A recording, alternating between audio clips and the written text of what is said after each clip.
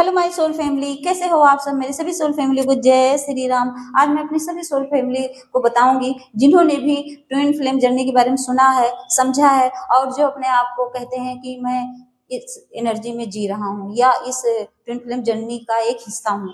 तो देखिए, मैं आपको आज बताऊंगी कि डिवाइन मस्कुलाइन का नेचर क्या होता है और वो क्यों रन कर जाते हैं। देखिए, जैसे आप जब अपने डिवाइन मस्कुलाइन से मिलते हैं ना, तो पता क्यों।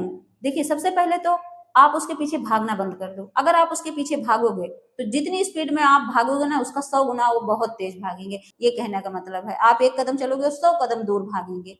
तो सबसे पहले उनके पीछे भागना आप बंद करो। आप चेजर बनो ही मत। हमेशा बताते हैं ना रनर और चेजर की कहानी, तो वो सच है। अगर आप जितना उनको रन करोगे तो उतना वो भागेगी। क्यों भागते हैं, अब इसमें डाउट होता है, क्यों भागते हैं, क्यों मेस्कुलाइन भागते हैं। क्योंकि जो ये मेस्कुलाइन एनर्जी होती है, जिसको डीएम बोलते हैं ना, ये जो है भौतिक जगत में ज्यादा फंसे हुए रहते हैं। उनको भौतिक जगत वाली चीजें अट्रैक्ट करती हैं। उनको पैसा चाहिए, नेम फेम सब कुछ चाहिए। उनको बंगला गाड़ी बहुत चीज चाहिए। और जो फेमिनाइन एनर्जी होती है वो सबसे डिटैच हो जाती है, वो डिटैच ही रहती हैं। उनको भगवान का नाम किसी से मतलब नहीं होता है। और फैमिली से मतलब रहता है। जब फैमिली उनको तोड़ देती है तो वो वैसे भी अकेले पड़ जाते हैं, तो उनको भगवान के अलावा कुछ नहीं चाहिए। अब सोचो, जैसे आप सोचो, जैसे चुंबक होता है। चुंबक को आप कभी चिपका के ऐसे देखे हो कि जब ऐसे करते हैं तो एकदम टक से वो एक दूसरे को चिपका लेता है, एकदम मतलब एकदम टच से ऐसे चिपक जाता है। क्यों चिपकता है, सोचो क्यों चिपकता है। मतलब एनर्जी रहती है ना, उसमें एनर्जी एक दूसरे को ऐसे कैच कर लेती है। लेकिन अगर उसी को उल्टा कर दें ऐसे, तो क्या करता है, रिफ्लेक्ट करता है। एनर्जी को रिफ्लेक्ट करता है। आप कितना भी दबाओगे उल्टा करके, कभी देखना कितना भी प्रेशर मारो, ये ऐसे ऐसे ऐसे करके हिलता रहेगा लेकिन चिपकेगा नहीं।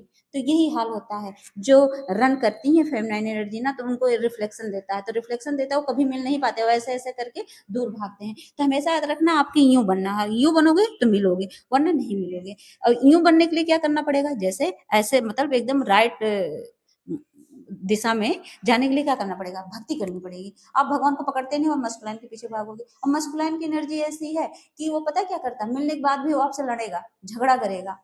क्योंकि उसका दिमाग जो है हमेशा भौतिक जगत में रहेगा और फेमिनाइन का दिमाग हमेशा आध्यात्मिक जगत में रहता है। स्पिरिचुअल वो भी होते हैं।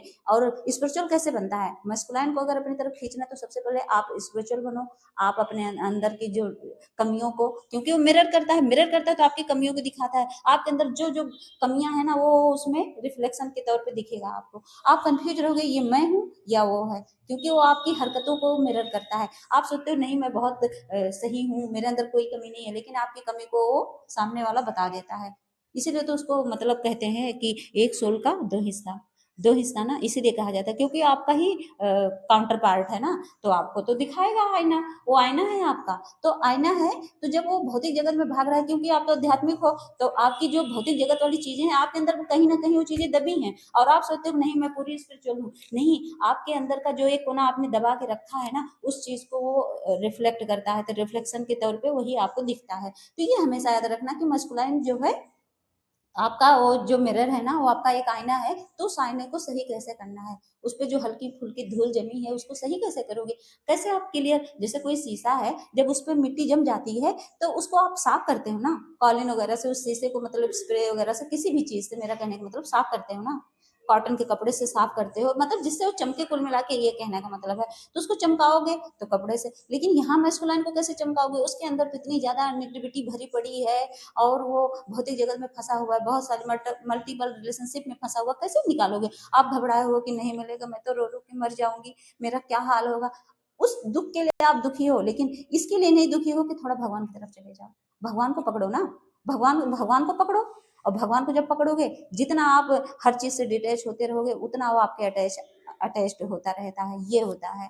तो हमेशा जब इतना पता है रिफ्लेक्शन है, तो हमेशा उसको साफ करने के लिए उसको पकड़ के नहलाना धुलाना नहीं है। आप उसको एकदम त्याग दो, एकदम डिटेच होकर सीधे भगवान की तरफ झुक जाओ। नाम जाप करो, पूजा पाठ भक्ति में लग जाओ, बेजुबानों की सेवा में लग जाओ, स्पिरिचुअलिटी में घुसो। वो अपने आप आएगा, कहीं नहीं जाएगा। लेकिन आप उसके पीछे भागोगे तो कभी नहीं मिलेगा। ये भी लिख के रख लो।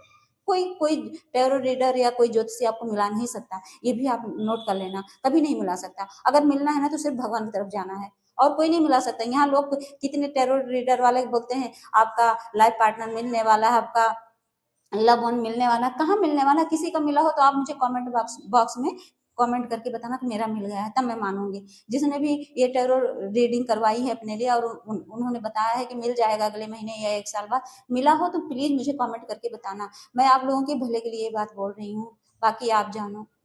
जय श्री राम, जय नीम करोली बाबा।